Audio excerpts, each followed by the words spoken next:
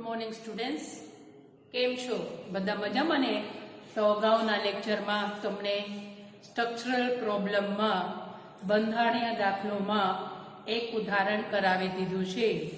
આ સ્ટ્રક્ચરલ પ્રોબ્લેમમાં કાર્બનિક પદાર્થનો આપેલો અણુસૂત્ર અને રાસાયણિક પ્રક્રિયા ઉપરથી કાર્બનિક સંયોજન અથવા પદાર્થનું શું શોધવાનું હોય તો એને બંધારણીય સૂત્ર અથવા સ્ટ્રક્ચરલ ફોર્મ્યુલા. તો આ બધા જે સામાન્ય પ્રક્રિયાઓ આવે, નાઇટ્રેશન, રિડક્શન, આલ્કાઇલેશન, ઓક્સિડેશન, પછી હેલોજિનેશન, પછી સોડા લાઇમ સાથે ગરમ કરતા ડીકાર્બોક્સિલેશન વગેરે. આ બધા રાસાયણિક પ્રક્રિયાઓ પરથી આપેલ અણુસૂત્ર ઉપરથી આપણે જે કાર્બનિક પદાર્થ હોય એનું બંધારણીય સૂત્ર અથવા સ્ટ્રક્ચરલ ફોર્મ્યુલા શોધવાનો છે. ને આ આવે છે તમારે ટોપિક યુનિટ નંબર 2B માં, જે છે સ્ટ્રક્ચરલ પ્રોબ્લેમ્સ. તો આપણે નેક્સ્ટ ઉદાહરણ જોઈએ. સ્ટ્રક્ચરલ પ્રોબ્લેમ્સ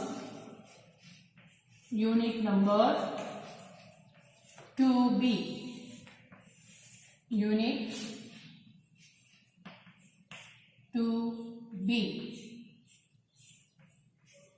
તો તમારે દાખલો લખવાનો હોય. ક્લાસમાં અમે દાખલો લખાવીએ છીએ, પછી એને સોલ્વ કરીએ અથવા તમને સોલ્વ કરવાનું હોય. તો આપણે દાખલો નંબર 2 લખવાનું છે. એક કાર્બનિક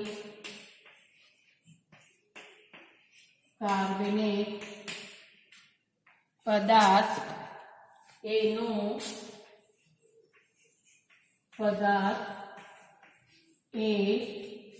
એનું અણુસૂત્ર બરોબર, અણુસૂત્ર C7H5NO4 છે.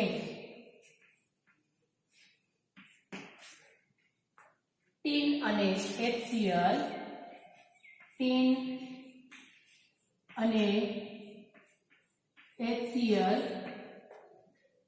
થી રિડક્શન કરતા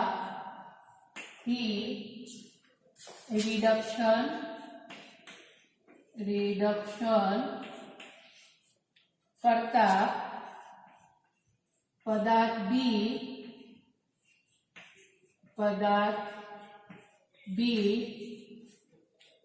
મળે છે.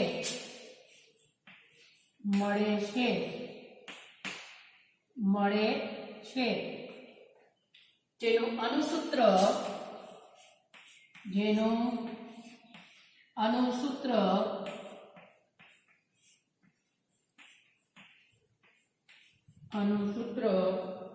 C7H7NO2 છે. B નો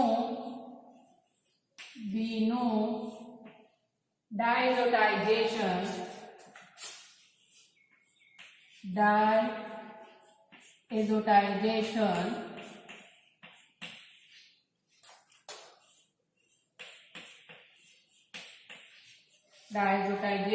અને જળ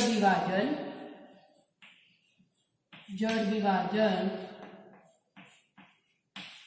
અથવા હાઇડ્રોલિસિસ, જળ વિભાજન કરતા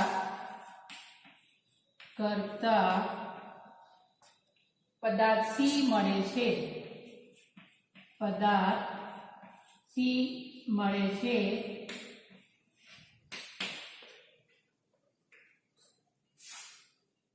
જેનું અણુસૂત્ર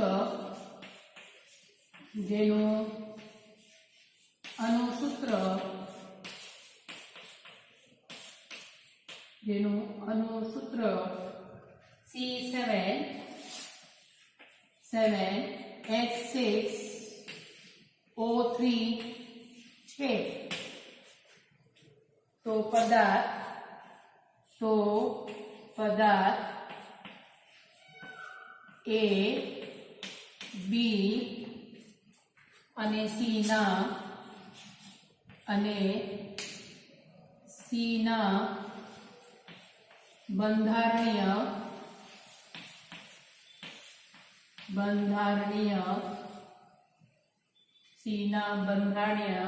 સૂત્ર શોધો.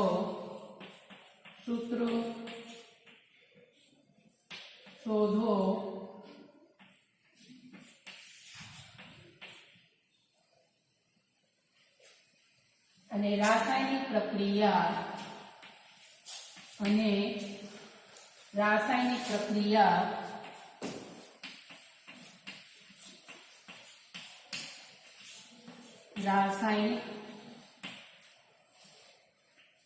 પ્રક્રિયા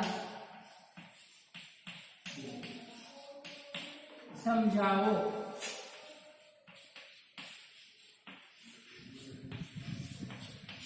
બરાબર. તો એ કાર્બનિક પદાર્થ તેનું અણુસૂત્ર C7H5NO4 છે. ટીન અને HCl3 રિડક્શન કરતા પદાર્થ B મળે છે, તેનું અણુસૂત્ર C7H7NO2 છે. B નું ડાયઝોટાઇઝેશન અને જળ વિભાજન કરતા પદાર્થ C મળે છે, જેનું અણુસૂત્ર C7H6O3 છે. તો પદાર્થ A, B અને C ના બંધારણીય સૂત્ર શોધો અને રાસાયણિક પ્રક્રિયા સમજાવો. તો પદાર્થ A અણુસૂત્ર આપેલું છે C7H5NO4 છે. પદાર્થ A શું છે? C7H5NO4. અને આપણે પ્રક્રિયા કરવાનું છે પદાર્થ A નું ટીન અને HCl થી શું થશે પ્રક્રિયામાં? રિડક્શન કરતા પદાર્થ B મળે છે. બરોબર. જેનું અણુસૂત્ર C7H7NO2 છે. પદાર્થ B નું ડાયઝોટાઇઝેશન ને બે પ્રક્રિયા આપણે કરવાનું છે. સૌપ્રથમ આપણે શું કરવાનું છે? ડાયઝોટાઇઝેશન. પછી શું કરવાનું છે? હાઇડ્રોલિસિસ અથવા જળ વિભાજન. એટલે આપણને શું મળે છે? પદાર્થ C એનું અણુસૂત્ર આપેલું છે C7H6O3. બરાબર. તો આપણે હવે પ્રક્રિયાને એનો દાખલોને સોલ્વ કરવાનું છે. હવે આપણે સોલ્વ કરીએ. પદાર્થ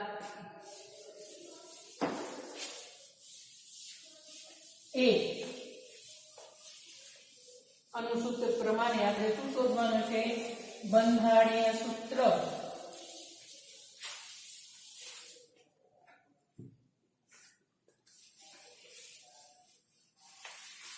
જ્યારે બી કાર્બન છે, અગાઉ તમને કીધું છે 6 અથવા 6 કરતા વધારે હોય તો શું હોઈ શકે? બેન્ઝીન ચક્ર. હવે રિડક્શન આપણે કહીએ, રિડક્શન ક્યારે થાય? જ્યારે કાર્બનિક પદાર્થમાં નાઇટ્રો સમૂહ હાજર હોવો જોઈએ તો એનું રિડક્શન થાય, પછી એનું ડાયઝોટાઇઝેશન થાય. એટલે કાર્બનિક પદાર્થમાં જે કાર્બનની સંખ્યા છે 7 છે અને ઓક્સિજન 4, એક નાઇટ્રોજન છે. આગળ કીધું છે ટીન અને HCl વડે રિડક્શન. કયા સમૂહનું ધાતુ અને HCl વડે રિડક્શન થાય? જ્યારે તમને અણુસૂત્રમાં નાઇટ્રોજન આપેલું હોય તો નાઇટ્રો સમૂહ હાજર હોવો જોઈએ. તો આપણે અહીંયા શું કરવાનું છે? બેન્ઝીન ચક્રના 6 થાય, એક કાર્બન આપણે અહીંયા લખીએ. હવે આગળ કઈ પ્રક્રિયામાં એમ નથી કીધું કે આપણને એન્થ્રાનિલિક એસિડ અથવા સેલિસિલિક એસિડ અથવા પેરા એમિનો બેન્ઝોઇક એસિડ બને. તો આપણે હવે કાર્બન જે બેન્ઝીન ચક્ર છે એનો વિસ્થાપન કોઈ પણ લઈ શકીએ, ઓર્થો, મેટા અથવા પેરા. જ્યાંથી ચાલુ કરો ત્યાં તમારે પૂરું કરવાનું છે. પહેલા તમે ઓર્થો લ્યો, પછી મેટાનું નિપજ લખો, પછી પેરાનું ચાલશે નહીં. તો એક સમૂહ શું છે? નાઇટ્રો. હવે સંખ્યા આપણે ગણીએ તો કે આમાં કે છે ટીન અને એક્સેલ વડે રિડક્શન. મોટા ભાગમાં કાર્બનિક પદાર્થમાં નાઇટ્રો સમૂહ હાજર હોવો જોઈએ. તો હવે આપણે કાર્બન ગણીએ તો થાય 6 અને 1 7, હાઇડ્રોજન 4, અહીંયા 5 છે એટલે શું આવશે? અહીંયા કેટલા થયા? 4 અને અહીંયા બતાવે છે 5. અને હજી બીજા 2 ઓક્સિજન બાકી છે એટલે શું આવશે? OH. બરોબર. તો હવે આપણે ગણીએ કાર્બન 7, 6 + 1 7, હાઇડ્રોજન 5, આના 4 + 1 5, નાઇટ્રોજન 1 અને ઓક્સિજન 4, 1 2 3 4. તો આ પદાર્થ શું છે? Ortho nitro. કોઈ પણ વિસ્થાપિત લઈ શકો, યા મેટા લઈ શકો અથવા પેરા લઈ શકો. આ છે ઓર્થો, મેટા અહીંયા આવશે અને પેરા પેરા સ્થાન 1 4 આવે. તો 1 2 લઈ શકીએ, 1 3 લઈ શકીએ અથવા 1 4 લઈ શકીએ. આ છે ઓર્થો નાઇટ્રો. પદાર્થનું નામ શું છે? Benzoic acid. Benzoic acid. આ છે તમારા પદાર્થ A. અણુસૂત્ર પ્રમાણે પદાર્થ A છે. બરાબર. પછી પદાર્થ A નો શું છે? ટીન અને એક્સેલ વડે રિડક્શન. ટીન ધાતુ અને HCl કયા સમૂહના રિડક્શન કરે? તો નાઇટ્રો સમૂહ. તો નાઇટ્રોને શું રૂપાંતર કરે? NO2 ને એમાઇનમાં રૂપાંતર કરે, NH2 માં. બરોબર. આ ફેરફાર ક્યાં કરવાનો છે? આ NO2 ની જગ્યા તમારે શું લખવાનું છે? NH2. તો આ રિડક્શનમાં કેટલા હાઇડ્રોજન વપરાય? 6. અને આ ઓક્સિજન છે નાઇટ્રોમાં એ પાણીના અણુ તરીકે -2H2O દૂર થાય. બરોબર. આમાં ફેરફાર કરવાનું છે એટલે આપણને મળે સંયોજન B. ખાલી ફેરફાર તમારે અહીંયા લખવાનું છે COOH અને આ NO2 ની જગ્યાએ આપણે શું લખવાનું છે? એમાઇન સમૂહ. તો આપણને મળે અહીંયા શું લખવાનું છે? NH2. તો પદાર્થ B નું અણુસૂત્ર આપેલું છે C7H7NO2.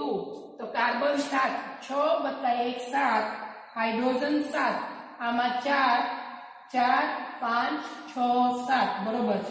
1 નાઇટ્રોજન અને 2 ઓક્સિજન. તો આ છે ઓર્થો એમિનો.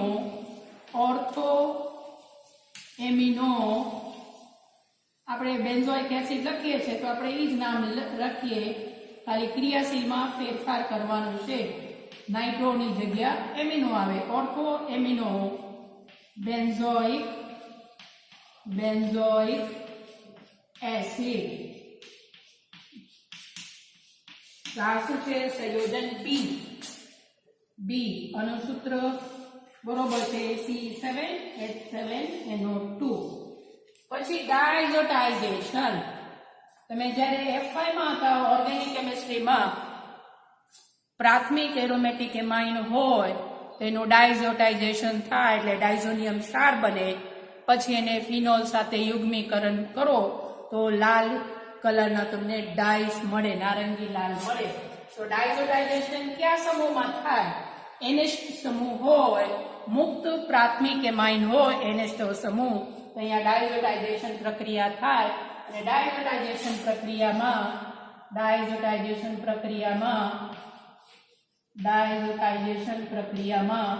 આપણે શું લેવામાં આવે છે? સોડિયમ નાઇટ્રાઇટ અને HCl. ને ટેમ્પરેચર રાખવામાં આવે છે 0 થી 5 ડિગ્રી સેલ્સિયસ. તો શું થશે? અહીંયા આપણને શું મળશે? ડાયઝોનિયમ ક્ષાર મળે. ડાયઝોનિયમ ક્ષાર મળે.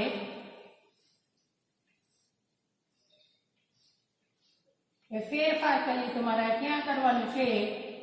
ડાયઝોનિયમ ક્ષાર હોય ત્યાં. આ NH2 હોય અહીંયા તો શું આવશે? N2 N double bond NCl આપણને મળે ડાયઝોનિયમ ક્ષાર. ડાયઝોનિયમ ક્ષાર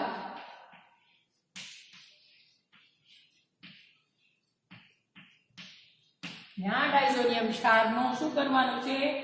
એનું કઈ અણુસૂત્ર આપેલું નથી. પછી બીજું આપણે કરવાનું છે, પહેલા કરવાનું છે ડાયઝોટાઇઝેશન, પછી એનું જળ વિભાજન. જળ વિભાજન હાઇડ્રોલિસિસ કરવાનું છે. તો આ છે સૌપ્રથમ ડાયઝોટાઇઝેશન, અને પછી આપણે ડાયઝોનિયમ ક્ષાર બને જેનું જળ વિભાજન કરતા. જ્યારે ડાયઝોનિયમ ક્ષારનું જળ વિભાજન કરો તો આમાંથી N2 અને આમાંથી હાઇડ્રોજન H પ્લસ ને Cl માઇનસ, એટલે શું દૂર થાય? Minus N2 minus HCl. તો બાકી શું રહે છે? અહીંયાથી નાઇટ્રોજન દૂર થાય એટલે શું આવશે? અહીંયા H જોડાય એટલે આપણને મળે સંયોજન C. ખાલી ફેરફાર તમારે ક્યાં કરવાનું છે? અહીંયા. તો અહીંયા શું આવશે? COH. બરોબર. અહીંયા શું આવશે? જ્યારે બી ડાયઝોનિયમ ક્ષાર નું જળ વિભાજન કરીએ તેમાંથી ફિનોલિક સંયોજન બને છે. શું બનશે? ફિનોલિક સંયોજન. તો આપણે ભૂલી જાય તો અહીંયા શું આવશે? OH. આને કહેવામાં આવે છે ફિનોલિક સંયોજન બને તો આપણને મળે સંયોજન C. આનું સૂત્ર આપેલું છે. કાર્બન છે 7, તો આ છે 6 વત્તા 1 7, હાઇડ્રોજન 6 4 5 6, ઓક્સિજન 3 તો ઓક્સિજન 3. આનું નામ છે ઓર્થો હાઇડ્રોક્સી બેન્ઝોઇક એસિડ. આનું નામ છે ઓર્થો હાઇડ્રોક્સી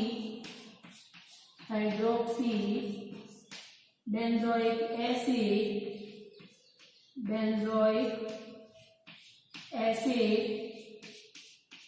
અથવા એને શું કહેવામાં આવે છે? Salicylic acid. બેન્ઝોઇક એસિડ અથવા એને કહેવાય સેલિસિલિક એસિડ.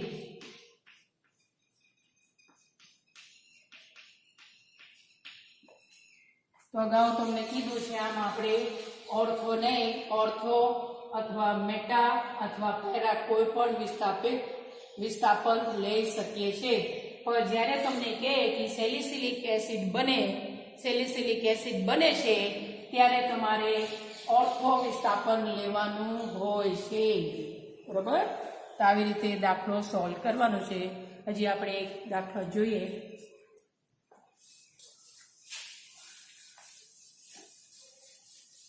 દાખલો નંબર 3.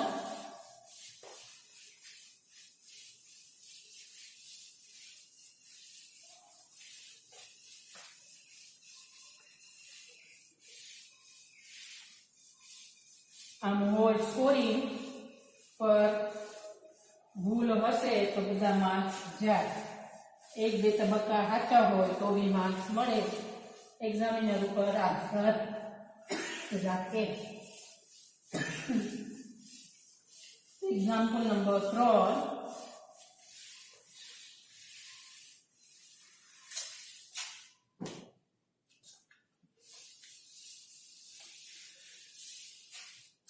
તો આપણે જોઈએ એક્ઝામ્પલ નંબર 3. એક કાર્બનિક પદાર્થ A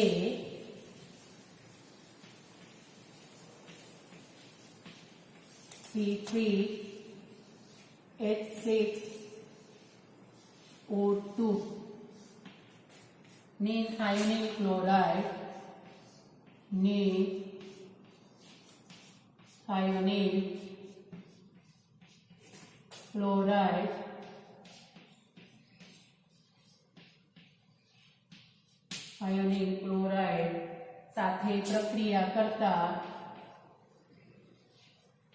સાથે પ્રક્રિયા કરતા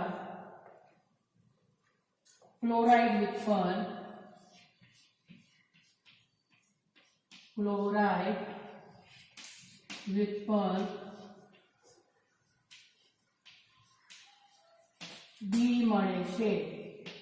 ક્લોરાઇડ વ્યુત્પન્ન B મળે છે.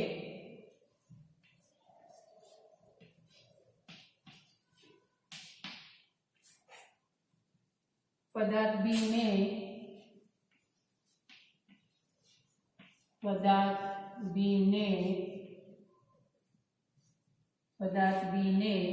એમોનિયા સાથે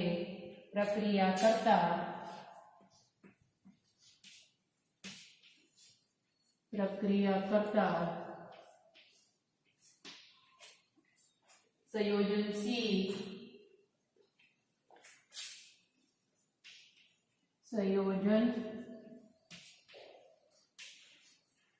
સંયોજન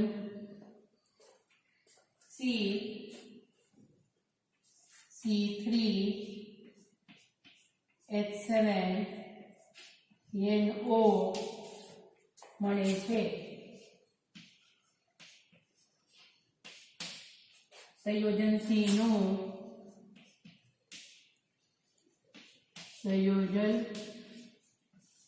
નું લિથિયમ એલ્યુમિનિયમ હાઇડ્રાઇડ વડે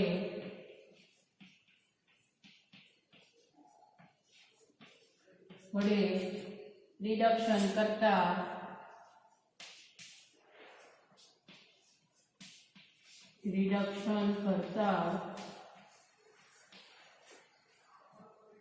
સંયોજન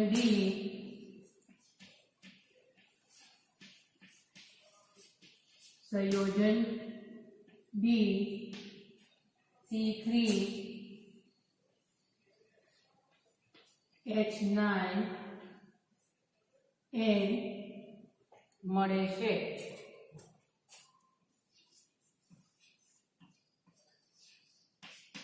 તદુપરાંત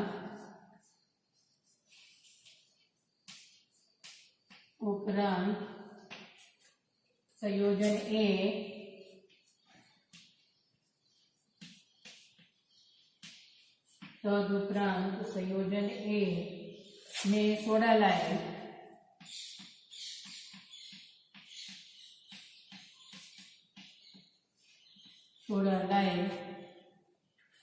સાથે ગરમ કરવાથી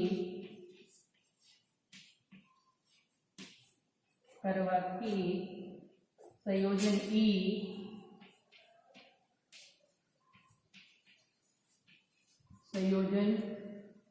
E C2H6 મળે છે. તો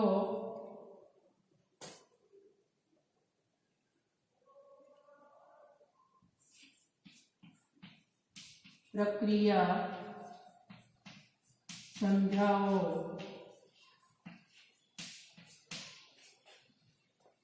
સંયોજનો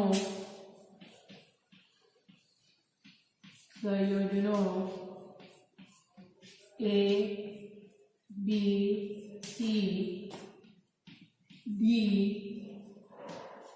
અને E ના બંધારણીય સૂત્ર શોધો અથવા મેળવો. આ દાખલો છે.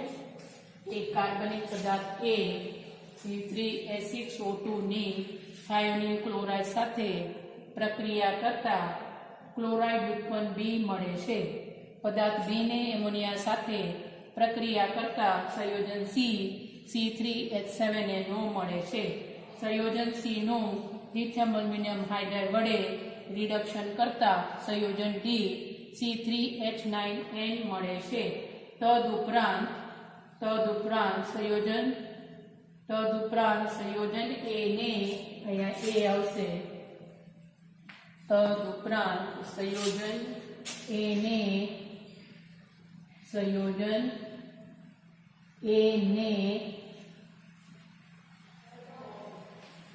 સોડા લાઈન સાથે ગરમ કરતા સંયોજન E C2H6 મળે છે. પ્રક્રિયા સમજાવો. સંયોજનો A, B, C, D અને E ના બંધારણીય સૂત્રો શોધો. આપણે આ સોલ્વ કરવાનું છે. કાર્બનિક પદાર્થ A,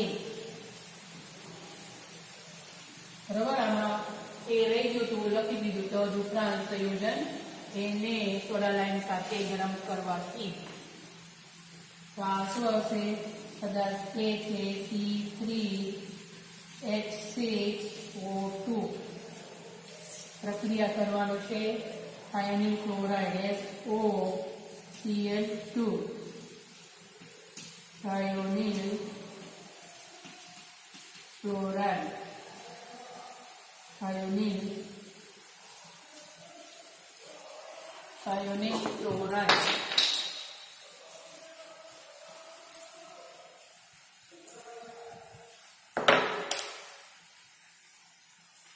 થાયોનિલ ક્લોરાઇડ આપણે શું મળશે? સંયોજન B. સંયોજન B ને શું કરવાનું છે?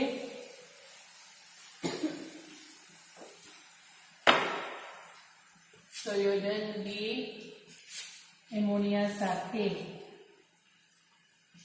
પ્રક્રિયા કરતા સંયોજન C3H7NO મળે છે. સંયોજન C નું લિથિયમ એલ્યુમિનિયમ હાઇડ્રાઇડ વડે રિડક્શન કરતા સંયોજન B મળે છે. સંયોજન B નું અણુસૂત્ર આપેલું છે C3H9N. આમાં એ લખવાનું રહી ગયું હતું. તદુપરાંત સંયોજન A ને સોડા લાઈન સાથે શું કરવાનું છે? સોડા લાઈન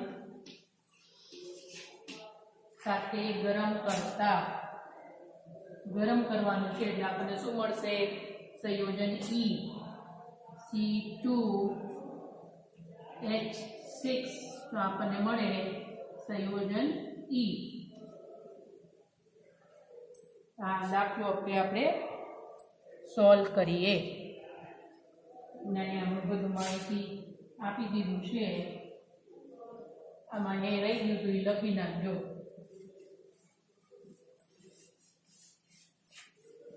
જ્યારે કાર્બન ની સંખ્યા 6 કરતા ઓછા હોય એના મતલબ એમ થાય કે કાર્બનિક પદાર્થ છે એલિફેટિક હોય છે.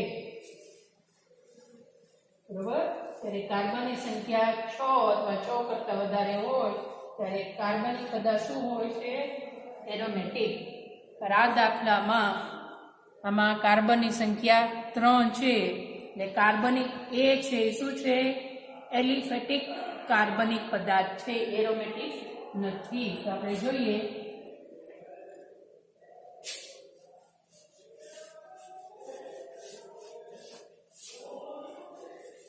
સોલ્વ કરીએ આપણે દાખલો.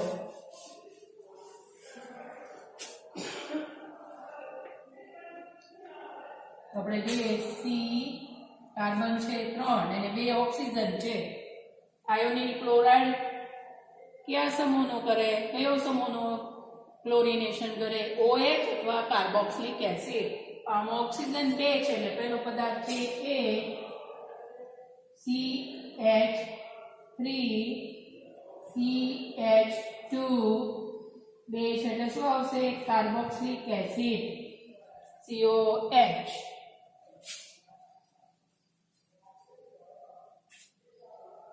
COOH. તો પદાર્થ એ છે કાર્બન 3 1 2 3 હાઇડ્રોજન 6 5 + 1 6 2 ઓક્સિજન. આ છે propanoic acid. Propanoic acid.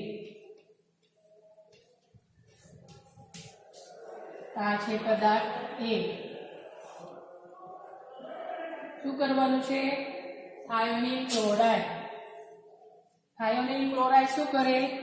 Chlorination કરે. કાર્બોક્સિલિક એસિડને એસિડ ક્લોરાઇડમાં રૂપાંતર કરે.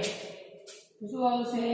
SOCl2 થાયોનિલ ક્લોરાઇડ શું કરે? ક્લોરિનેશન કરે. આ જે OH છે આ OH ને શુંમાં રૂપાંતર કરશે? Cl માં. એટલે કાર્બોક્સિલિક એસિડ એસિડ ક્લોરાઇડમાં રૂપાંતર થાય. આમાંથી SO અને O એટલે સલ્ફર ડાયોક્સાઇડ, આમાંથી Cl અને આ હાઇડ્રોજન -HCl તરીકે દૂર થાય. ને આ Cl છે OH ની જગ્યા લખવાનું એટલે આપણને મળે CH3 CH2 COCl. આને કહેવામાં આવે છે પ્રોપેનોઇલ ક્લોરાઇડ. આપણને શું મળે છે? ક્લોરાઇડ વ્યુત્પન્ન પ્રોપેનોઇલ ક્લોરાઇડ. નોઇલ ક્લોરાઇડ. બરોબર. એનું કઈ માહિતી આપેલું છે. આપણને શું મળે છે? બી. એમોનિયા સાથે પ્રક્રિયા કરતા શું થાય? એમોનિયા સાથે પ્રક્રિયા કરીએ તો આમાંથી હાઇડ્રોજન, આમાંથી Cl HCl તરીકે દૂર થાય. આપણને મળે ક્લોરાઇડ છે એમાઇડમાં રૂપાંતર થાય. એટલે શું મળશે આપણને? CH3 CH2 CO. Cl ની જગ્યાએ આપણે શું લખવાનું છે? NH2. આપણને મળે NH2. આપણને મળે સંયોજન C. આને શું કહેવાય? કાર્બન છે 3 1 2 3 હાઇડ્રોજન 7 3 + 2 5 6 7 1 નાઇટ્રોજન 1 ઓક્સિજન. તો આપણને શું મળશે? પ્રોપેનેમાઇડ. આપણને મળે સંયોજન C. બરાબર. સંયોજન C નું લિથિયમ એલ્યુમિનિયમ હાઇડ્રાઇડ વડે રિડક્શન. લિથિયમ એલ્યુમિનિયમ હાઇડ્રાઇડ વડે રિડક્શન. લિથિયમ હાઇડ્રાઇડમાં આ ઓક્સિજન છે, ઓક્સિજન દૂર થાય એની જગ્યા 2 પ્રોટોન જોડાય એટલે CO2 માં રૂપાંતર થાય CH2 માં. અગાઉ કીધું છે તમને કે એમાઇડ સમૂહ છે પ્રાથમિક એમાઇડમાં રૂપાંતર થાય. તેમાં રૂપાંતર થશે CH2NH2 માં પ્રાથમિક એમાઇડમાં. આ કઈ ક્રિયાશીલ કહેવાય? એમાઇડ. લિથિયમ એલ્યુમિનિયમ હાઇડ્રાઇડ વડે એમાઇડ સમૂહનો રિડક્શન થવાથી પ્રાથમિક એમાઇડ બને છે. તો તો આપણને મળે CH3 CH2 CH2 NH2 શું મળશે આપણને? તો આ છે 1 2 3 આ છે એમિનો પ્રોપેન અથવા એને કહેવાય પ્રોપેનેમાઇન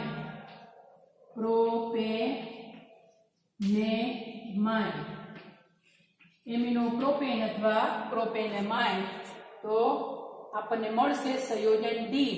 કાર્બન છે 3 1 2 3 હાઇડ્રોજન 9 3 + 2 5 +7 + 9 એક નાઇટ્રોજન. તો આ બરોબર છે સંયોજન ડી એમિનો પ્રોપાઇલ એમાઇન. બરોબર. પછી તદ ઉપરાંત સંયોજન એ ને સોડા લાઈન સાથે તો આપણને આ છે એ સોડા લાઈન